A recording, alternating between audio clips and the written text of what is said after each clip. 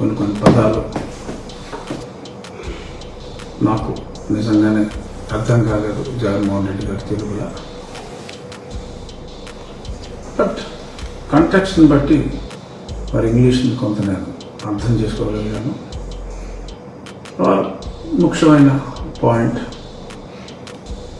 నేను యువజన శ్రామిక రైతు కాంగ్రెస్ పార్టీ వైఎస్ఆర్ కాంగ్రెస్ పార్టీ ఎంపీనని చెప్పారు.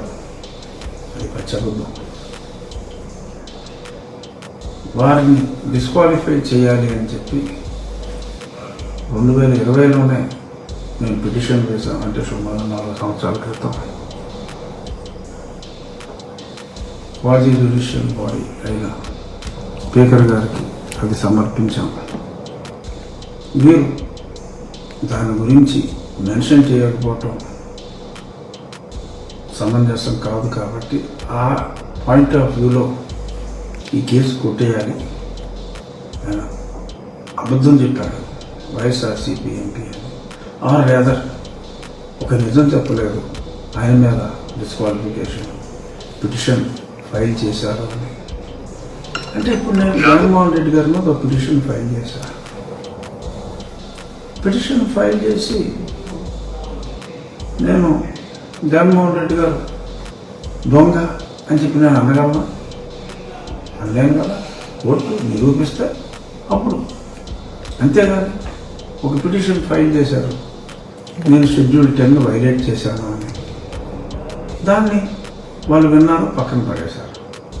ఎప్పుడో నన్ను పిలిచారు, నా స్టేట్మెంట్స్ తీసుకున్నారు. ఇది జరిగి కూడా 1 సంవత్సరం 2 సంవత్సరాలు అయింది.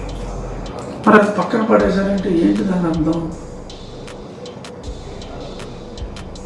ఉపయోగం లేదనే కదా, అది చెల్లదనే కదా, కుట్టాలని కూడా అయిపోతుంది.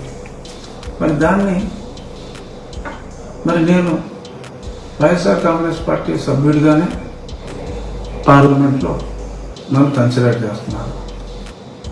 కాక మొన్న నా స్థానం ఏదో పార్లమెంట్లో ఎక్కడో ఆఖరి బెంచ్లో, కొత్త పార్లమెంట్లో నాకు లెటర్ కూడా ఇచ్చారు.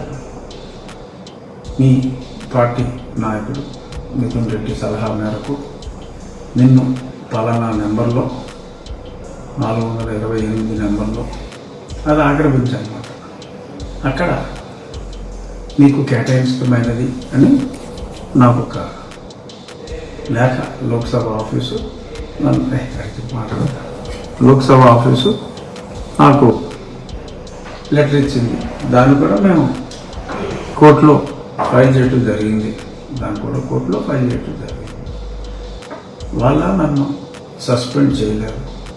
వాళ్ళు సస్పెండ్ చేసుంటే నేను ఈ యువసరా రైకాపా పార్టీ సభ్యుడిని కాదు, ఒక సాధారణ ఎంపీననే చెప్పుండేవాడిని. కానీ మరి దాని మీద బాగా మార్పపానయ్యారు. అలాగే నేను పిల్లో నా మీద సిబిఐ కేసులు ఉన్నాయని, బ్యాంకులకు నేను రుణాలు ఎగ్గొట్టానని,